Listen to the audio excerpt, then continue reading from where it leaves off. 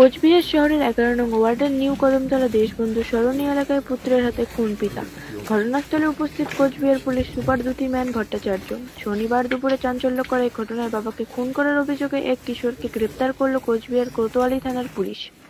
ঘটনাটি ঘটে বেলা 12:30 নাগাদ নিউ কদমতলা লাগোয়া এলাকায়। পুলিশ সূত্রে জানা গিয়েছে, মৃত ব্যক্তির নাম রাকেশ কুমার, বয়স 44। তার গলায় ও বুকে ধারালো অস্ত্রের গভীর আঘাত রয়েছে।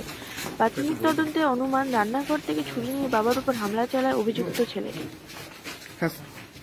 স্যার, কি হয়েছিল, কি বিষয় রয়েছে? ঘটনা হয়েছে, একজন পিতা পুত্রের মধ্যে একটু ঝগড়াঝাটি হয়েছিল বোধহয়, সেটা নিয়ে একটা স্ট্যাবিং ইনজুরি হয়েছে। তারপর আমরা হসপিটাল থেকে জানতে পারি, তো ওইটাই আমরা পিওটা দেখতে এসেছিলাম যেখানে ঘটনা ঘটেছে, এবং যে মেরেছে বাবাকে সে আমাদের কাস্টডিতে আছে, তদন্ত করে দেখছি। স্যার, যে ইনজুরি হয়েছে তিনি কি পুলিশম্যানে করেছিলেন, এক্স পুলিশম্যান কি এরকম? হ্যাঁ।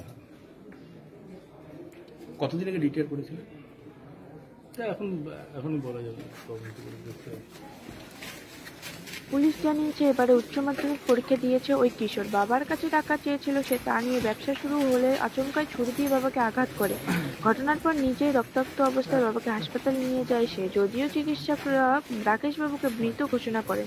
খবর পেয়ে বিকেলে ঘটনাস্থলে যান কোচবিহারের পুলিশ সুপার দ্যুতিমান ভট্টাচার্য। তিনি জানান, ঘটনায় তদন্ত চলছে, কি কারণে এই ভয়াবহ পরিণতি তা খতিয়ে দেখা হচ্ছে।